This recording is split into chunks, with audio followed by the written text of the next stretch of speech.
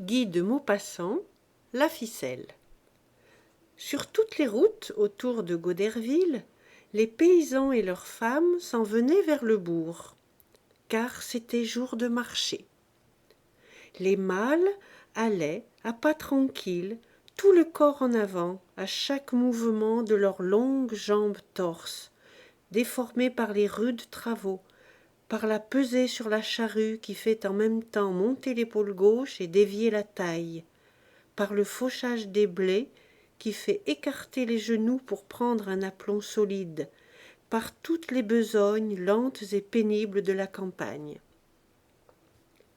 Leurs blouses bleues, empesées, brillantes, comme vernis, ornées au col et aux poignets d'un petit dessin de fil blanc, gonflé autour de leur torse osseux, semblaient un ballon prêt à s'envoler, d'où sortait une tête, 2 bras et 2 pieds. Les uns tiraient au bout d'une corde une vache, un veau, et leurs femmes, derrière l'animal, lui fouettaient les reins d'une branche encore garnie de feuilles pour hâter sa marche. Elles portaient au bras de larges paniers d'où sortaient des têtes de poulet par-ci, des têtes de canard par-là. Et elles marchaient d'un pas plus court et plus vif que leurs hommes, la taille sèche, droite et drapée dans un petit châle étriqué, épinglé sur leur poitrine plate, la tête enveloppée d'un linge blanc collé sur les cheveux et surmonté d'un bonnet. Puis un char à banc passait, au trot saccadé d'un bidet, secouant étrangement 2 hommes assis côte à côte et une femme dans le fond du véhicule, dont elle tenait le bord pour atténuer les durs cahots. Sur la place de Goderville, c'était une foule, une cohue d'humains et de bêtes mélangées, les cornes des bœufs, les hauts chapeaux à longs poils des paysans riches et les coiffes des paysannes émergeaient à la surface de l'assemblée.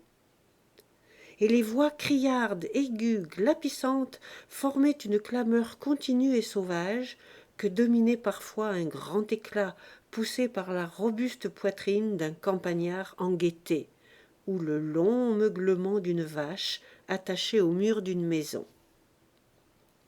Tout cela sentait l'étable, le lait et le fumier, le foin et la sueur, dégageait cette saveur aigre, affreuse, humaine et bestiale, particulière aux gens des champs. Maître Hochecorne de Bréauté venait d'arriver à Goderville, et il se dirigeait vers la place, quand il aperçut par terre un petit bout de ficelle. Maître Hochecorne, économe en vrai Normand, pensa que tout était bon à ramasser qui peut servir. Et il se baissa péniblement, car il souffrait de rhumatisme. Il prit par terre le morceau de corde mince, et il se disposait à le rouler avec soin, quand il remarqua sur le seuil de sa porte maître Malandin, le bourrelier, qui le regardait. Ils avaient eu des affaires ensemble au sujet d'un licol, autrefois, et ils étaient restés fâchés, étant rancuniers tous les deux.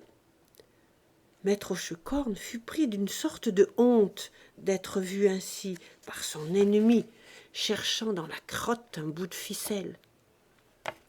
Il cacha brusquement sa trouvaille sous sa blouse, puis dans la poche de sa culotte. Puis il fit semblant de chercher encore par terre quelque chose qu'il ne trouvait point, et il s'en alla vers le marché, la tête en avant, courbé en 2 par ses douleurs. Il se perdit aussitôt dans la foule criarde et lente, agitée par les interminables marchandages. Les paysans tâtaient les vaches, s'en allaient, revenaient, perplexes, toujours dans la crainte d'être mis dedans, n'osant jamais se décider, épiant l'œil du vendeur, cherchant sans fin à découvrir la ruse de l'homme et le défaut de la bête. Les femmes, ayant posé à leurs pieds leurs grands paniers, en avaient tiré leurs volailles, qui gisaient par terre, liées par les pattes, l'œil effaré, la crête écarlate. Elles écoutaient les propositions, maintenaient leur prix, l'air sec, le visage impassible. Ou bien, tout à coup, se décidant au rabais proposé, criait au client qui s'éloignait lentement. « C'est dit, maître Antime, je vous le donne !» Puis peu à peu, la place se dépeupla, et l'Angélus, sonnant midi, ceux qui demeuraient trop loin se répandirent dans les auberges. Chez Jourdain, la grande salle était pleine de mangeurs, comme la vaste cour était pleine de véhicules de toute race, charrettes, cabriolets, chars à bancs, tilburys, carrioles innommables, jaunes de crotte, déformés, rapiécés, levant au ciel comme deux bras leurs brancards, ou bien le nez par terre et le derrière en l'air. Tout contre les dîneurs attablés, l'immense cheminée, pleine de flammes claires, jetait une chaleur vive dans le dos de la rangée de droite. 3 broches tournées, chargées de poulets, de pigeons et de gigots, et une délectable odeur de viande rôtie et de jus ruisselant sur la peau rissolée s'envolait de l'âtre, allumait les gaietés, mouillait les bouches. Toute l'aristocratie de la Charrue mangeait là, chez maître Jourdain, aubergiste et maquignon, un malin qui avait des écus. Les plats passaient, se vidaient comme les brocs de cidre jaune. Chacun racontait ses affaires, ses achats et ses ventes. On prenait des nouvelles des récoltes. Le temps était bon pour les vers, mais un peu mucre pour les blés. Tout à coup, le tambour roula dans la cour devant la maison. Tout le monde aussitôt fut debout, sauf quelques indifférents, et on courut à la porte, aux fenêtres, la bouche encore pleine et la serviette à la main. Après qu'il eut terminé ses roulements, le crieur public lança d'une voix saccadée, scandant ses phrases à contretemps. « Il est fait à savoir aux habitants de Goderville, et en général à toutes les personnes présentes au marché, qu'il a été perdu ce matin sur la route de Beuzeville, entre 9h et 10h, un portefeuille en cuir noir contenant 500 francs et des papiers d'affaires. On est prié de le rapporter à la mairie. Incontinent ou chez maître Fortuné Houlbrec de Manneville. Il y aura 20 francs de récompense. » Puis l'homme s'en alla. On entendit encore une fois au loin les battements sourds de l'instrument et la voix affaiblie du crieur. Alors on se mit à parler de cet événement, en énumérant les chances qu'avait maître Houlbrec de retrouver ou de ne pas retrouver son portefeuille, et le repas s'acheva. On finissait le café quand le brigadier de gendarmerie parut sur le seuil. Il demanda « Maître Hochecorne de Bréauté est-il ici ?» Maître Hochecorne, assis à l'autre bout de la table, répondit « Me v'là !» Et le brigadier reprit « Maître Hochecorne, voulez-vous avoir la complaisance de m'accompagner à la mairie? Monsieur le maire voudrait vous parler. » Le paysan, surpris, inquiet, avala d'un coup son petit verre, se leva et, plus courbé encore que le matin, car les premiers pas après chaque repos étaient particulièrement difficiles, il se mit en route en répétant « Me v'là, me v'là !» Et il suivit le brigadier. Le maire l'attendait, assis dans un fauteuil. C'était le notaire de l'endroit, l'homme gros, grave, à phrases pompeuses. « Maître Hochecorne, dit-il, on vous a vu ce matin ramasser sur la route de Beuzeville le portefeuille perdu par le maître Houlbrec de Manneville. » Le campagnard interdit regardait le maire, apeuré déjà par ce soupçon qui pesait sur lui sans qu'il comprît pourquoi.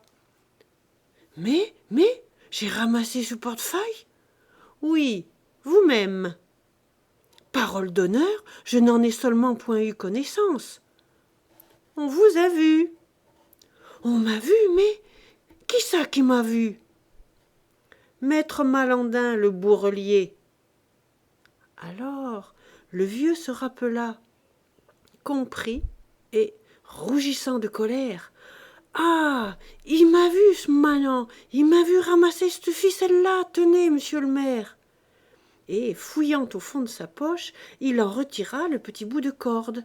Mais le maire, incrédule, remuait la tête. Vous ne me ferez pas accroire, maître Hochecorne, que maître Malandin, qui est un homme digne de foi, a pris ce fil pour un portefeuille. Le paysan, furieux, leva la main, cracha de côté pour attester son honneur, répétant « C'est pourtant la vérité du bon Dieu, la sainte vérité, monsieur le maire. Là, sur mon âme et mon salut, je le répète. » Le maire reprit « Après avoir ramassé l'objet, vous avez même encore cherché longtemps dans la boue, si quelques pièces de monnaie ne s'en étaient pas échappées. » Le bonhomme suffoquait d'indignation et de peur.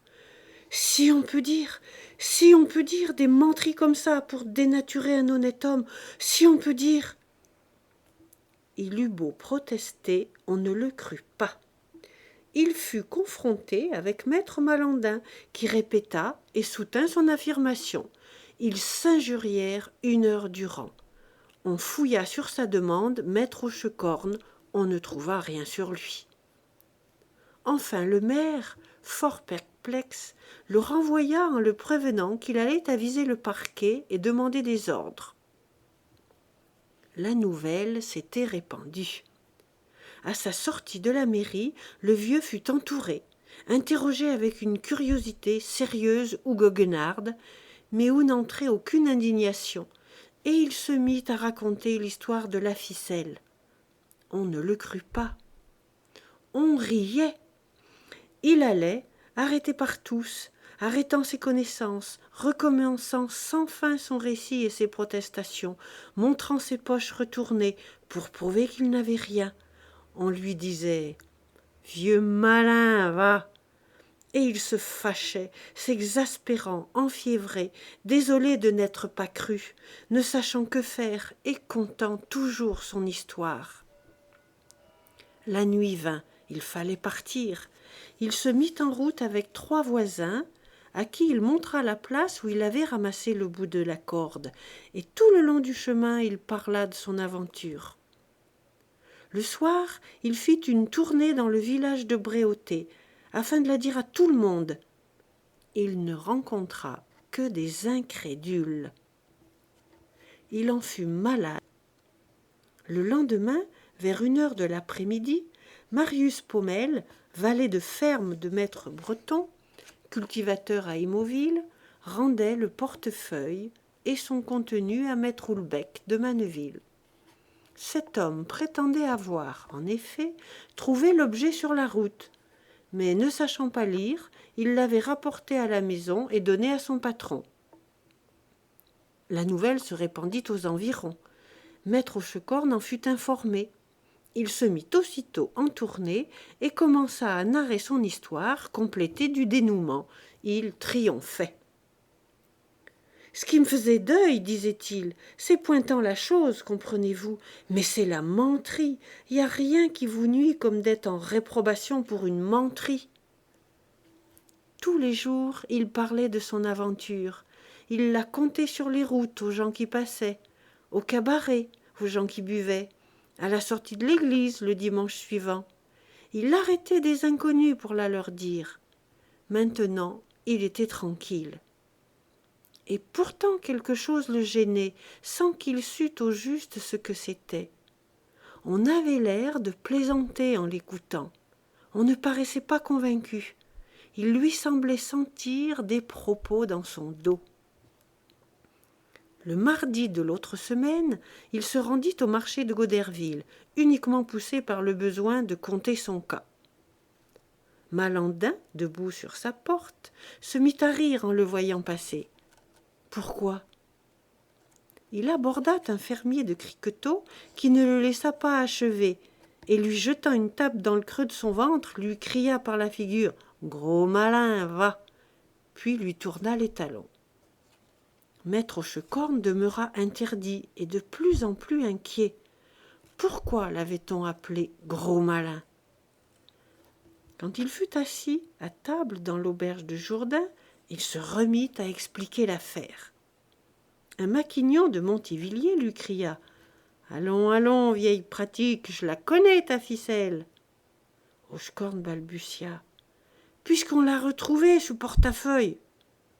Mais l'autre reprit Tété, mon pé, il y en a un qui trouve et il y en a un qui reporte. Ni vu ni connu, je t'embrouille. Le paysan resta suffoqué. Il comprenait enfin. On l'accusait d'avoir fait reporter le portefeuille par un compère, par un complice. Il voulut protester. Toute la table se mit à rire. Il ne put achever son dîner et s'en alla au milieu des moqueries. Il rentra chez lui, honteux et indigné, étranglé par la colère, par la confusion, d'autant plus atterré qu'il était capable, avec sa finauderie de Normand, de faire ce dont on l'accusait, et même de s'en vanter comme d'un bon tour. Son innocence lui apparaissait confusément comme impossible à prouver, sa malice étant bien connue. Et il se sentait frappé au cœur par l'injustice du soupçon. Alors il recommença à conter l'aventure, en allongeant chaque jour son récit, ajoutant chaque fois des raisons nouvelles, des protestations plus énergiques, des serments plus solennels qu'il imaginait, qu'il préparait dans ses heures de solitude, l'esprit uniquement occupé de l'histoire de la ficelle. On le croyait d'autant moins que sa défense était plus compliquée et son argumentation plus subtile. « Ça, c'est des raisons de menteux », disait-on derrière son dos. Il le sentait, se rongeait les sangs, s'épuisait en efforts inutiles. Il dépérissait à vue d'œil. Les plaisants maintenant lui faisaient compter la ficelle pour s'amuser, comme on fait compter sa bataille aux soldats qui a fait campagne. Son esprit, atteint à fond, s'affaiblissait. Vers la fin de décembre, il s'alita. Il mourut dans les premiers jours de janvier, et dans le délire de l'agonie, il attestait son innocence, répétant « Une petite ficelle, une petite ficelle. Tenez, la v'là, monsieur le maire. » 25 novembre 1883.